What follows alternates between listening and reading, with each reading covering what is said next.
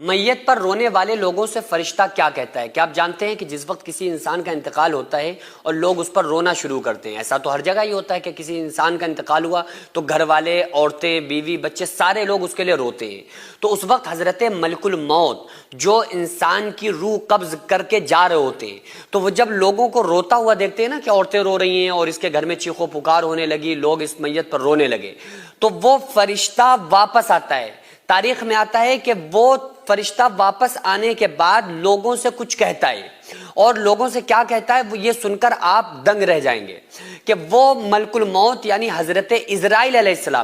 السلام ہی انسان کی روح قبض کرتے ہیں۔ یہ عزرائیل علیہ السلام جو ایک فرشتہ ہیں اور انہی کو حضرت ملک الموت کہا جاتا ہے۔ ملک الموت مطلب موت کا فرشتہ۔ اللہ تبارک و تعالیٰ نے موت پر اختیار دیا ہے، اللہ کے حکم سے یہ روح قبض کرتے ہیں۔ تو یہ حضرت عزرائیل علیہ السلام ہے، یہ ان کی ڈیوٹی ہے کہ یہ انسانوں کی روح کو قبض کرتے ہیں۔ تو یہ واپس آتے ہیں، جیسے روح نکال کے جا رہے ہوتے ہیں، لوگ رونا شروع کرتے ہیں تو فوراً گھر کے اندر واپس آتے ہیں اور لوگوں سے کچھ کہتے ہیں۔ یہ بات الگ ہے کہ اللہ تبارک و تعالیٰ نے فرشتوں کو ہماری نگاہوں سے پوشیدہ کر دیا کہ ہم فرشتوں کو نہیں دیکھ پاتے، لیکن چونکہ جو بات وہ کہتے ہیں یہ بات ہمیں ملتی ہے احادیث کی روشنی میں، تو وہ بات پر ہمیں غور و فکر کرنا چاہیے۔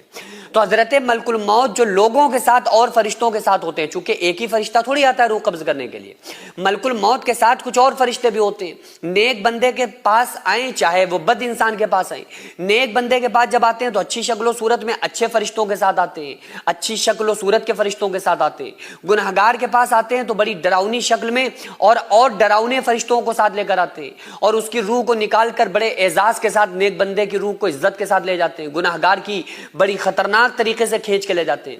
تو وہ سارے فرشتے پھر گھر کے اندر داخل ہوتے ہیں اور کہتے ہیں ان لوگوں سے جو لوگ رو رہے ہوتے ہیں میت پہ،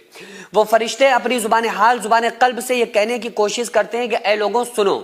میں نے اس بندے کی جس کے لیے تم رو رہے ہو میت پر، میں نے اس کی روزی نہیں چھینی بلکہ یہ اپنا رزق پورا کر چکا تھا۔ میں نے اس کی زندگی نہیں چھینی، زندگی کم نہیں کی، بلکہ یہ اپنی زندگی پوری کر چکا تھا۔ اللہ تعالیٰ نے جو اس کے مقدر میں جتنی زندگی لکھی تھی، اذا جاء اجلها لا يستأخرون ساعة ولا يستقدمون،